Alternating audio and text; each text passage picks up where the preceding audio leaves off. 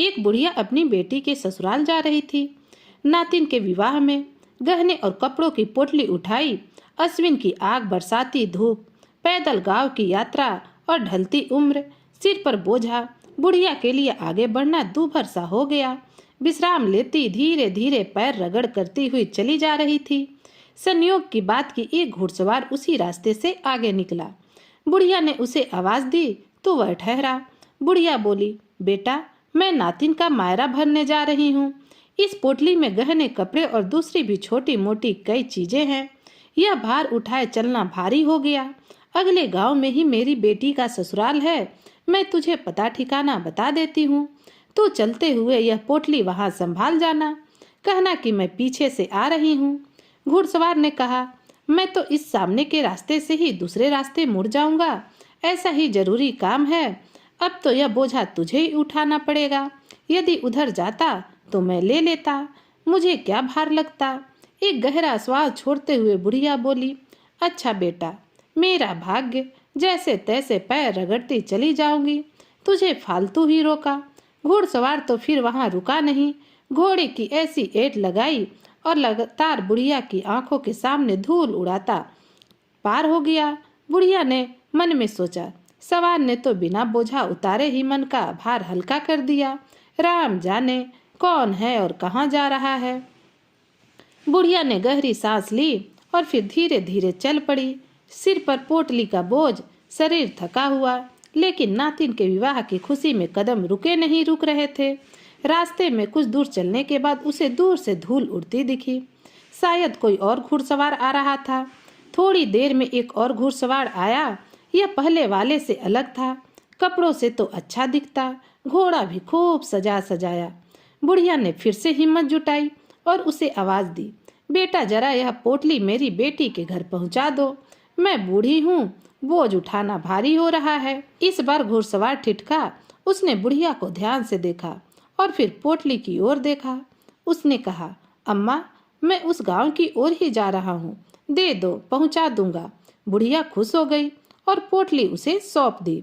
घुड़सवार मुस्कुराया और घोड़े को एड़ लगा दी। वह तेजी से आगे बढ़ गया। बुढ़िया ने चैन की सांस ली और हल्का सा महसूस किया। लेकिन जैसे जैसे वह आगे बढ़ी, उसके मन में फिर से वही शंका उठी। पहले वाला घुड़सवार तो मना कर गया था, लेकिन यह दूसरा घुड़सवार कौन था? सच में यह पोटली सही जगह पहुंचाएगा या नहीं? बुढ़िया के कदम अब तेज होने लगे। मन में एक अजीब सी घबराहट थी, कोई अनहोनी तो नहीं होने वाली। अब बुढ़िया की टांगे अब तेज तेज चलने को मजबूर थी। पसीना बह रहा था, सांसें तेज हो रही थी, लेकिन उसे हर हाल में जल्दी जल्दी अपनी बेटी के घर पहुंचना था। रास्ते में लोगों से पूछती रही, कोई घुड़सवार उधर से गया क्या? लेकिन किसी ने कोई खबर नहीं दी। अब गांव ज्यादा दूर नहीं था। बुढ़िया का दिल जोर जोर से धड़क रहा था। जैसे ही वह गांव के करीब पहुंची, उसने सामने भीड़ इकट्ठी देखी। गांव के कुछ लोग चर्चा कर रहे थे। चेहरे पर हैरानी और चिंता के भाव भी थे। बुढ़िया का दिल अब बैठने लगा। उसने कांपती आवाज में पास खड़े आदमी से पूछा, बेटा, यहाँ क्या हो रहा है? इतनी भीड़ क्यों है? आदमी ने गंभीर स्वर में कहा, अम्मा, एक घुड़सवार तेजी से इधर आया। लेकिन अब बुढ़िया की धड़कन तेज हो गई। उसने कांपते स्वर में पूछा, लेकिन क्या बेटा, बोलना। आदमी ने गहरी सांस ली और बोला, अम्मा, घुड़सवार बहुत तेज आ रहा था, लेकिन अचानक उसका घोड़ा बुरी तरह बिदक गया। वह घुड़सवार संतुलन नहीं बना पाया और अब बुढ़िया की आवाज कांप गई। वह घुड़सवार सड़क किनारे गड्ढे में गिर गया और बेहोश पड़ा है। कुछ लोग उसे पहचानने की कोशिश भी कर रहे हैं। अब तो बुढ़िया का कलेजा मुंह की ओर आ गया। हे राम, कहीं वो मेरी पोटली तो लेकर नहीं जा रहा था। उसने हड़बड़ाते हुए भीड़ की ओर दौड़ लगा दी। जैसे ही वह वहां पहुंची, उसकी नजर जमीन पर पड़े घुड़सवार पर गई। लोग उसे उठाने की कोशिश कर रहे थे। बुढ़िया की नजर इधर उधर गई, लेकिन उसकी पोटली कहीं नहीं थी। उसका सिर अब चकराने लगा। हे भगवान, मेरी पोटली कहाँ गई? लोगों ने जब यह सुना तो चौंक गए। तभी किसी ने कहा, अम्मा, इस घुड़सवार के पास तो कोई पोटली नहीं थी। शायद उसने रास्ते में कहीं गिरा दी या फिर कोई और ले गया। बुढ़िया को अब चक्कर सा आने लगा। नहीं नहीं, ऐसा नहीं हो सकता। मेरी नातिन का मायरा था, उसके गहने कपड़े सब कुछ उसमें था। भीड़ में खुसर फुसर होने लगी। तभी एक आदमी आगे बढ़ा और बोला, अम्मा, तुमने घुड़सवार को पोतली दी थी, पर क्या तुमने देखा था कि उसने उसे सच में अपने पास रखा भी था या नहीं? बुढ़िया का दिमाग अब ठिठक गया। उसने घुड़सवार को पोतली तो दी थी, पर उसने देखा नहीं था कि उसे ठीक से संभाला भी या नहीं। बुढ़िया की सांसें तेज हो गई। उसके दिमाग में हजारों सवाल घूम रहे थे कि क्या पोटली रास्ते में गिर गई, या फिर किसी ने उठा ली, या फिर घुड़सवार ने जानबूझकर उसे कहीं छिपा तो न दिया। गांव के लोग भी चकित थे। तभी भीड़ में से एक आदमी बोला, अम्मा, घुड़सवार तो बेहोश पड़ा है, लेकिन उसके पास पोटली नहीं है। हमें रास्ते में ढूंढना होगा। बुढ़िया ने कांपते हुए सिर हिलाया। गांव के कुछ नौजवान दौड़कर उस रास्ते की ओर बढ़े। बुढ़िया भी उनके पीछे पीछे चलने लगी। रास्ते में हर जगह नजर दौड़ाई, झाड़ियों में देखा, मगर पोटली का तो कोई नामो निशान भी नहीं था। तभी एक लड़का चिल्लाया, अरे इधर देखो! सभी उसकी ओर भागे। लड़के ने एक बड़े से पत्थर के पास से कुछ चमकता हुआ देखा था। बुढ़िया भी तेजी से वहां पहुंची और कांपते हाथों से झाड़ियों को हटाया, लेकिन वहां जो पड़ा था वह तो उसकी पोटली नहीं थी, बल्कि टूटी हुई सोने की चूड़ी थी। अब बुढ़िया की आंखें फैल गई।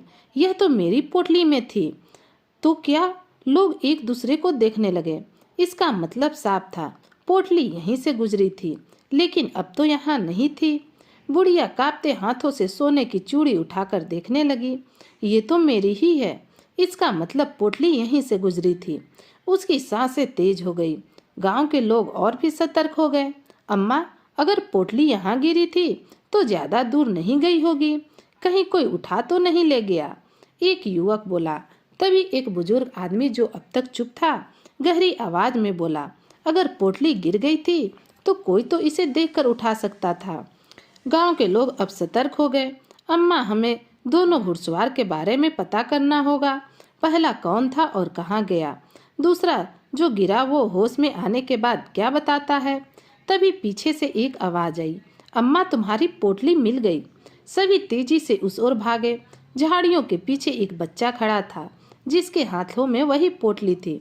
बुढ़िया की आंखों में चमक आ गई। बेटा, ये कहाँ मिली? बच्चे ने हकलाते हुए कहा, मैं खेल रहा था, तभी देखा कि ये पोटली झाड़ियों में पड़ी थी। लेकिन क्या? बच्चे ने डरते हुए कहा, पोटली खुली थी और इसमें से गहने गायब हैं। बुढ़िया के हाथ से पोटली गिरते गिरते बची। गहने गायब हैं? उसकी आवाज कांप गई। मतलब किसी ने पोटली से गहने निकाल लिए और यहाँ फेंक दिया। बुढ़िया की आंखों में अब आंसू आ गए। हे भगवान, मेरी नातिन का मायरा, उसकी शादी का सामान, अब क्या हो? तभी पीछे से किसी ने आवाज दी, रुको, ये देखो। एक आदमी घबराया हुआ गांव की ओर से भागता हुआ आया। उसके हाथों में वही टूटी हुई चूड़ी का दूसरा टुकड़ा था। ये कहाँ मिला? वह हाँफते हुए बोला, मैं खेतों के पास गया था, वहाँ किसी को झाड़ियों में कुछ छिपाते देखा। जब मैं वहाँ पहुँचा तो वो भाग गया और यहाँ पर वो पोटली पड़ी हुई थी। लोगों को समझते देर न लगी। उन्होंने गांव के सोने चांदी के व्यापारी के पास जाकर पूछताछ की और फिर सच सामने आ ही गया।